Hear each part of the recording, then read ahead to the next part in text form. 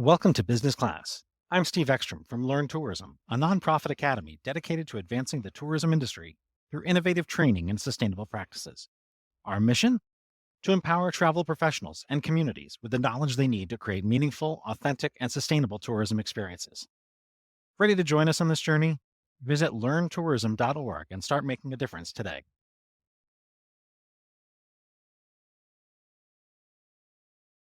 My name is Dawnielle Tehama. I am a Senior Associate Principal with Coraggio Group, formerly of Willamette Valley Visitors Association, and I'm an enrolled Klamath Tribal member. Awesome. Welcome to Business Class. It is a delight to see you here. It was a delight to see you in Tampa at the DI conference as well. Yes, it was. How did you end up doing what you do now? That's a really long story, but I'll give you the 40,000-foot perspective there. I was a homeless teen. So I finished high school living between two different campsites in the Redwood National Forest and like fishing out other people's deposits for the campsites. Poor people, I'm so sorry. To be able to keep mine. And I had my younger brother and sister with me. So I was a homeless teen. And so to go from that to the leader I am today, get myself through school. I'm a single mom now with my youngest on her way to college. There's so much, hey, you can do it. You don't think you can, and you want to give up.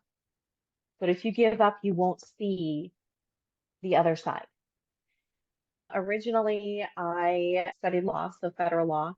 Like I said, I am an enrolled tribal member, understanding the challenges that Indigenous people face, understanding the sometimes divisive nature of communities and industry.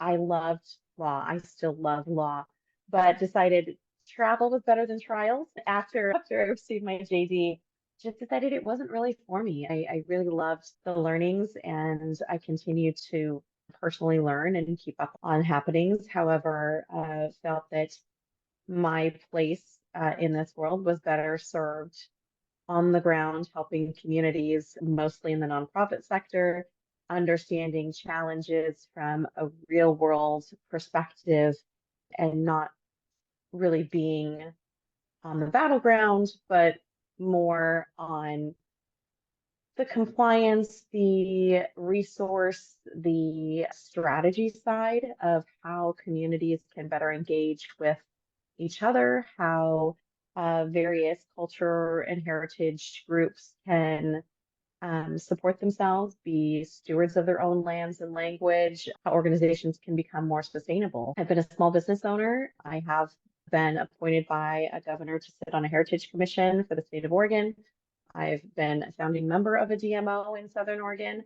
I've worked for destinations like the Grand Canyon's West Rim, in locations like Las Vegas and Sedona, and most recently, like I said, the regional DMO of the Willamette Valley in the state of Oregon.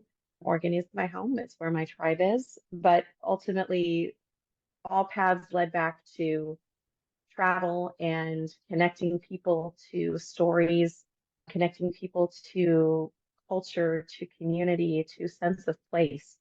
And I couldn't be happier. Everything always brings me back. Well, it is an understanding that you have as a tribal member in the DMO space that you wish more DMOs understood. That there is a balanced approach to economic, environmental, community, and cultural considerations, but also you're working government to government. So if you're talking to an Indigenous community or a tribal enterprise or a tribal nation, understanding that the same state and city local laws don't apply. So it really truly is government to government. You're talking to a sovereign nation that has its own set of rules and guidelines and regulation. And they want to be stewards and tellers of their own stories and their own oral traditions. And they want to maintain ownership of the places that are important to them so they can maintain their cultural identity for generations to come. So although, yes, as tribal members, as Indigenous people, we want to share stories and locations, we just like to respect that sometimes we don't want you at a certain place because we need it for cultural purposes, or we know that that place is sacred or that place is delicate. And so we want to be able to manage our own tourism locations. If there was one key takeaway, it's to understand that it's not that we don't want to, we just want you to respect where our perspectives are. And it is government to government. It's not, we're not just a key partner or a stakeholder in your community. We are an entity of ourselves. The word that comes to my mind is empathy. How does that play into the work that you do now, especially now that you're doing so much work that is outside of the Indigenous community? So I think empathy is a great word. It means so many things to so many people.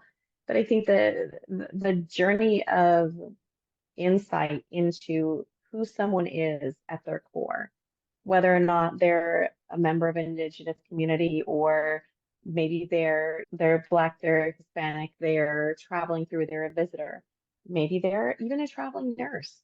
Everyone who comes into a place becomes part of that community. And so to emphasize the definition and the meaning behind empathy, what I'm doing now with Coraggio really leads into consulting and strategy, but from the perspective that we are all stewards and we all create and we all leave an impact, whether good or bad. What I'm doing now is trying to emphasize how to successfully enable visitors and community members to leave positive, long-lasting impact on their place of residence or where they're coming back to seek solace and respite themselves. We are all in a place for a reason. Everywhere that we visit, it's for a purpose. And ultimately, I think at everyone's core, we want to make sure that is sustained. What do you see as your purpose? My purpose is to connect people. I love connecting. I love educating people. I love breaking down walls and barriers that sometimes we put there ourselves. I've had a lot of my own professional and personal challenges growing up as a woman of color, going to university, raising two daughters of my own. There's a lot of bias that we have to overcome, and we don't know what we don't know.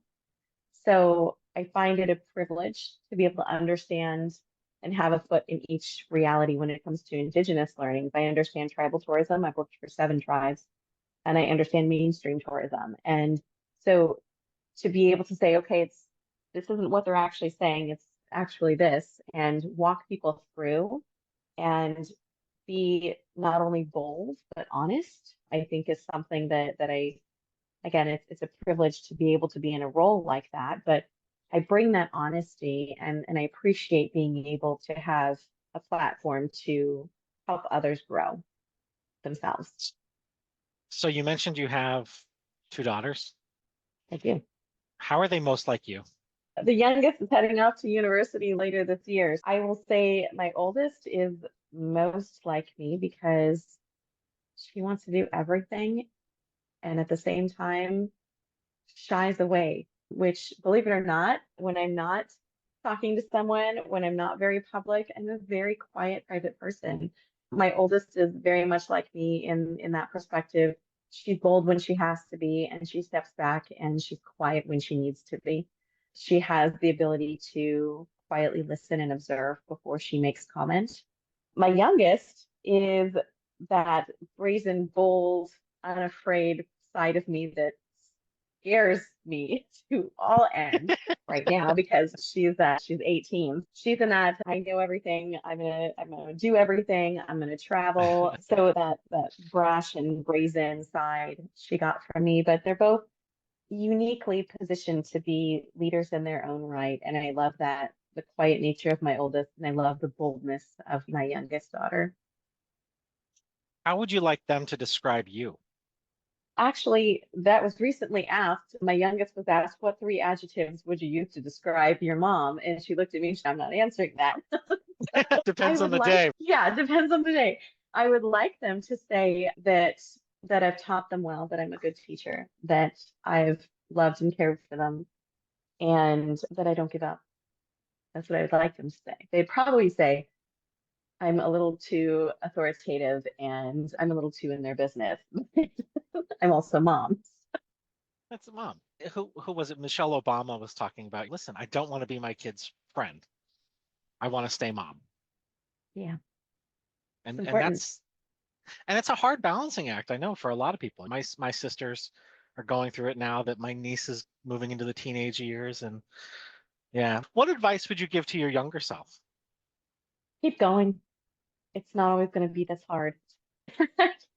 Looking back at it, because I was a very young college student, I graduated high school at 16 and was almost complete with my associate's degree at 16. So Wow. I was in university before I was 19. And so I was a very young student, very young college student, very young business owner. I owned a business in my early 20s, but it was really hard. It was a challenge. And I thought, I don't know if I'm doing this right. And then I got to this point in my life, in my career, where I'm like, if it's not hard, I'm not on the right path. So the bridge between those two mentalities is where I could have broken and I didn't. So advice for my younger self, it's not always going to be this hard. But I'd also say it's okay to have a little fun once in a while. So we want to work with everybody to improve the quality of education and accessibility to education. We have the technology to deliver it online on demand that's easy to manage. We have instructional designers and subject matter experts and organizational psychologists and behavioral and economists and all the PhDs and everything else. When communities need to educate their stakeholders, we like to be able to make it possible.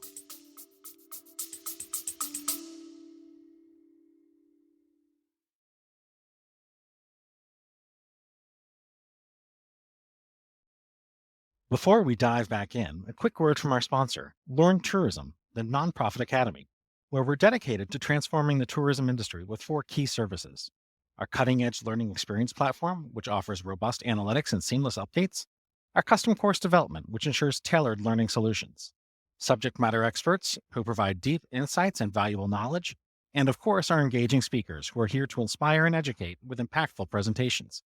Discover how we can elevate your tourism education at learntourism.org.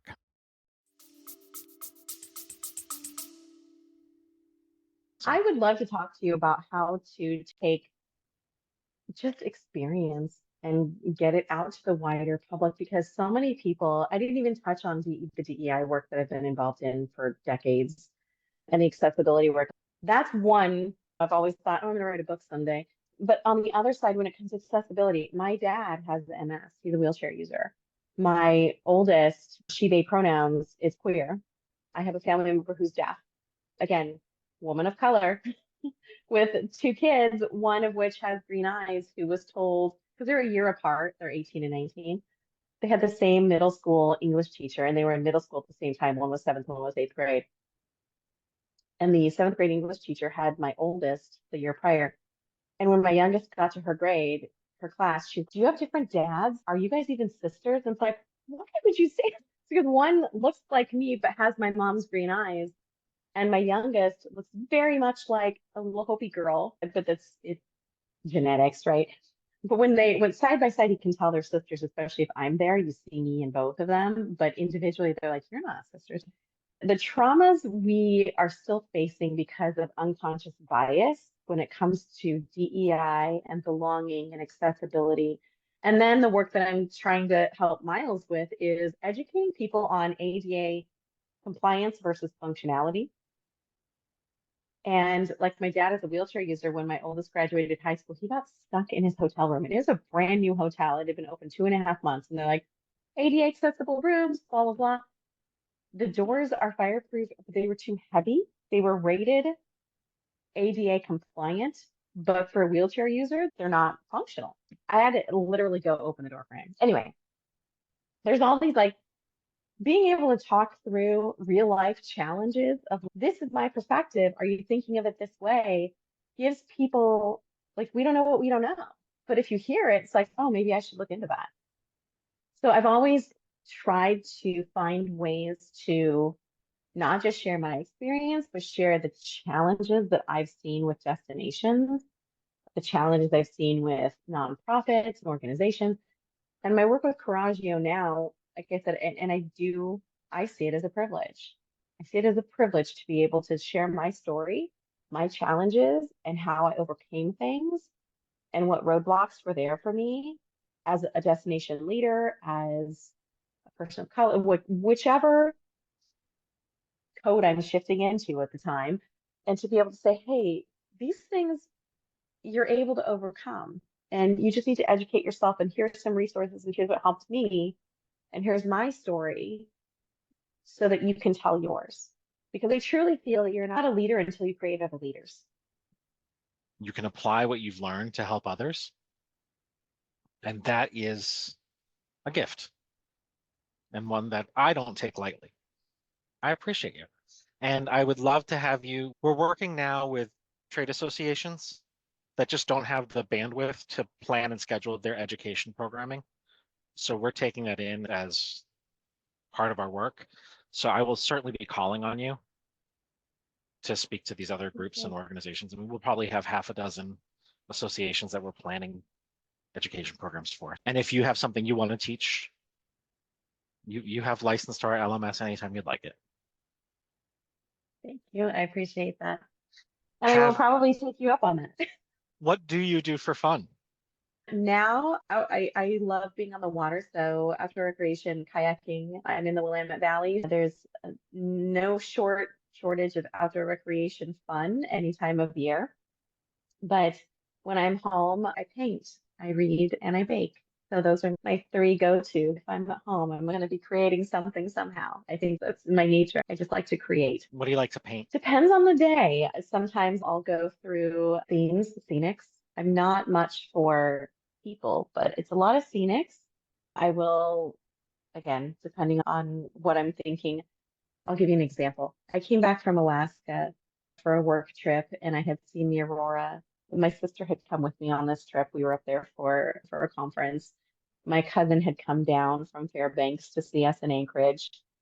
And I'd seen the aurora and I was so moved by it and I had so much emotion for the first time seeing this. And my sister was there and I had colleagues there. And I couldn't get the emotion out.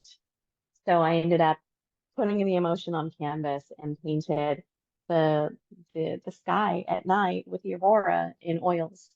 Depending on what I'm looking to sketch out or paint, or because I use various mediums, this one was oils, and it was a series of aurora in the sky with the mountains and the scene in the background, and so that was that my way of interpreting the emotion I was feeling of the moment and the beauty that stayed with me for so long after being impacted that way. Other times it's been gray for a little too long and I need watercolors in my life and I'm just going to sit down and watercolor hummingbirds in a field. So it depends on the day. There seems to be a rare combination to me of people who have the artistic touch and also the analytical perspective. Do you find that to be a rare combination as you're meeting people? And was it challenging for you to understand that not everybody sees it the same way you do? It's still a challenge for me. My girl's dad tells me all the time, not everybody thinks like you. You need to step back.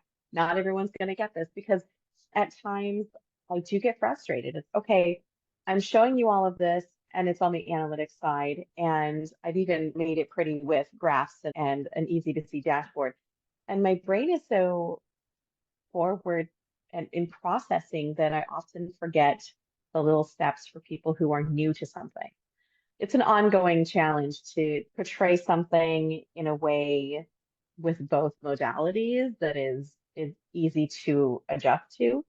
I'm much better understanding talking one-on-one with someone or talking with a group and understanding the perspectives that they are going to best resonate with. And then going, okay, this is gonna be a data conversation.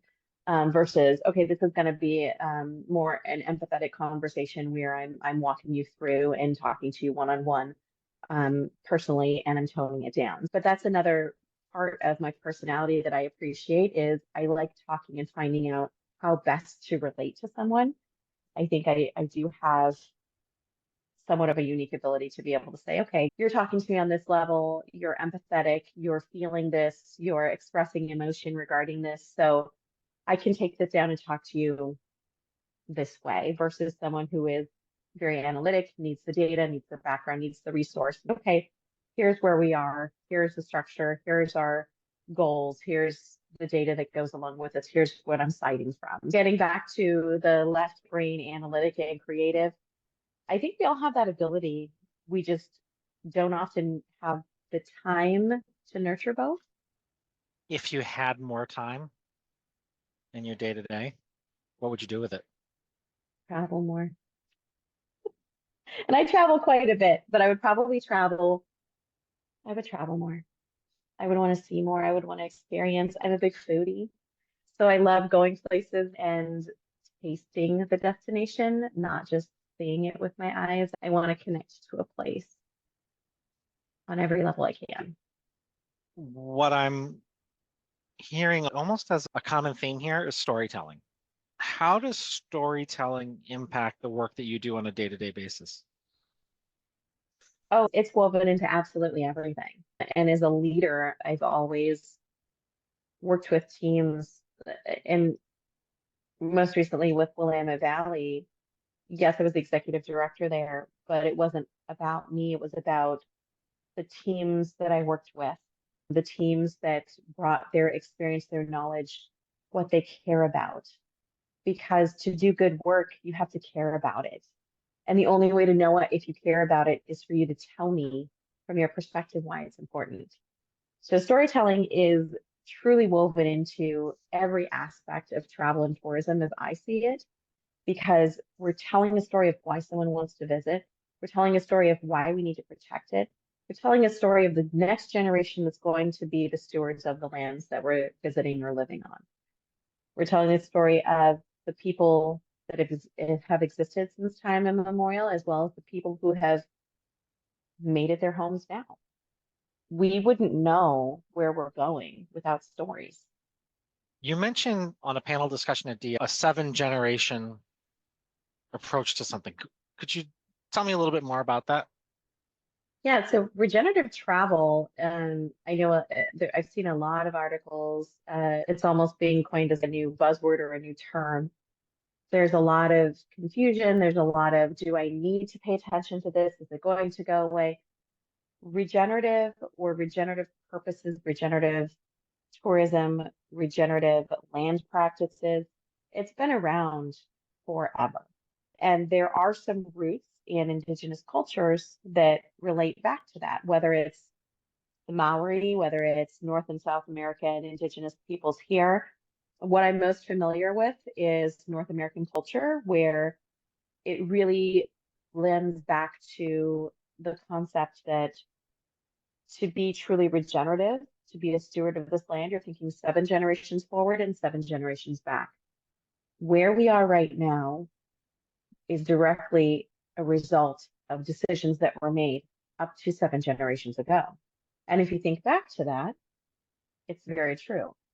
Decisions that I make for land, for policy, for procedures now will affect 7 generations to come. Sometimes it takes 7 generations to implement something. Sometimes it takes 7 generations to undo something. To have that concept of where you are, what choices you make today directly impact tomorrow, your children, your great grandchildren, and on, that if you keep that thought in your mind, if you have, to your point, the empathy necessary to lead with a holistic perspective, and you can tell the story of place, you're constantly checking back. You have a check and balance for what your movement, whether it's organizationally, individually, based on partnerships, how that movement is going to implement or implicate future generations. Regenerative tourism, in essence, is leaving something that's positive. Sustainability is to sustain something. So it's just net neutral. You're not making it any worse or any better. You're sustaining it. Maybe you're making sure that there's recycling or water restoration or the biodynamics of a particular region are considered when you're visiting, but you're not leaving it any better. You're not taking from it, you're not leaving it better. To be a regenerative traveler or to be a destination that has regenerative goals means you're making sure that you have a qualified quality visitor coming to your place, making sure that you give resources for small businesses, for farm to table cuisine, for low carbon impact travel. And some of it is unavoidable at this point still, but some of it you can still invite visitors to come and visit car free. You can invite visitors to come and visit local farms, especially in the summer and fall. You can have cooking classes on site. These are not new things in other countries, but in the US, we're just learning about what quote unquote voluntourism really is about, or how to make sure that you're not serving tomatoes outside of tomato season, because where did they really come from? They probably came from far away. Making sure you're highlighting those restaurants that have good practices for sourcing food to lower carbon impact. Again, regenerative travel, regenerative practices, you're thinking 7 generations ahead and 7 generations back. I'm glad you brought up regenerative travel because I was going to ask you about that. Do you think that the focus on sustainability is leading us in a positive direction towards regeneration, or do you think it might be holding us back? That is a very loaded question. I think in some ways, it's holding us back because a lot of times there's confusion regarding definitions. I think we need to look at destination stewardship over destination sustainability, and we definitely need to emphasize regenerative practices because, again, to have regenerative travel means you're looking at communities, you're looking at that balance between visitors and residents, you're fostering those vibrant and desirable communities for people to want to visit. And you're seeing that around the world. You're seeing people implement timed or ticketed entries into places to be able to protect it from over tourism. You're seeing destination manifestos and programs and policies like the Willamette Valley's 100-year plan. Maori and New Zealand, they have 500-year plans as Indigenous communities and leaders. There's all of these things that are being implemented. Even in Japan, you can go and you can visit and you can stay with locals. You can learn from the culture. Those are all once in a lifetime experiences to so many people, but at the same time, it's giving back.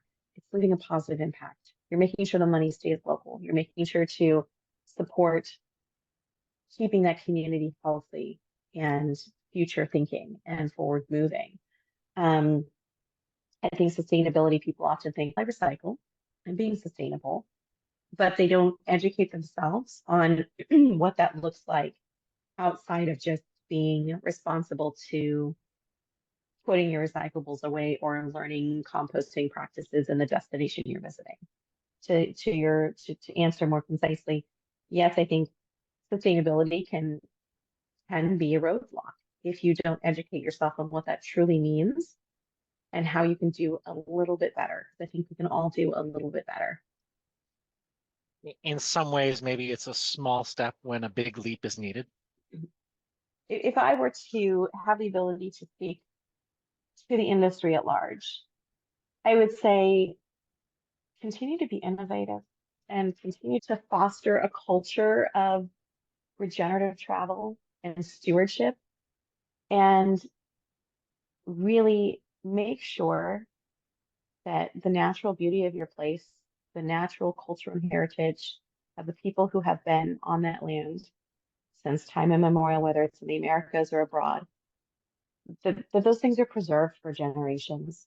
Make sure that what you love is protected. Would you like to ask me anything? I would actually. What is your favorite place to visit? And where would you want to see next? So the irony that I'm in an RV and I don't know where I'm going to go tomorrow is at the forefront of my mind and where I want to go next because I haven't decided yet. I there's so many different characteristics of places that captivate me and that stir my imagination and make me feel at peace and excited, and hard to compare waking up in Arches National Park or waking up with my friends in the Pueblo tribe in New Mexico or looking out at Black Rock Mountain. It's hard to compare that to being in London. But the commonality that I find with all of the places that I like most is that they have a sense of connectedness between community, culture, and place. And when those three elements are woven together well, it is intimately welcoming. And to be able to disappear into the local culture for a moment in time, whatever that culture is, whatever that space is, if it's alone in a desert or if it's being invited to some family's birthday party, whatever the crazy adventure is that I'm going to get myself into, it is the spaces that allow you to be present in the moment. Where I want to go next, I am still in Florida and it is hot as ever. So somewhere cool, like the lake in the picture behind you. This is Crater Lake, so this is the my tribe's creation story. We came from this area. Tell me that. First and foremost, I want to emphasize that story that you just told me lends to what we were talking about earlier and that emotional connection to place. You were talking about arches, you were talking about your friends in Pueblo. That is truly what storytelling is all about, is connecting place. And what I have behind me, Crater Lake, so a lot of tribes have creation stories. And the Klamath Modoc, I'm actually Modoc, which is part of the Klamath tribes now because our tribe was terminated in 1954. So my dad was born in 54 and he was one of the, what they call the 54s, one of the last enrolled tribal members before we got our tribal charter back. And so our people came from another world. We came up through the hole that is below Wizard Island, which is this island in the middle. And we came up to this world, we populated this world.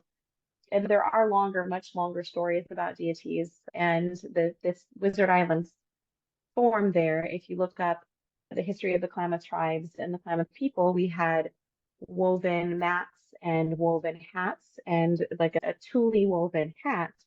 And that's actually a deity hat that was shoved back down into the underworld after we had come up to this world and started populating it. So there's so much rich culture and history. Even the Hopi, my kids are half Hopi, and the Hopi tribes have very similar stories about creation and multiple worlds and how we ended up in this place at this time and our path forward in life. And the harder the life, the more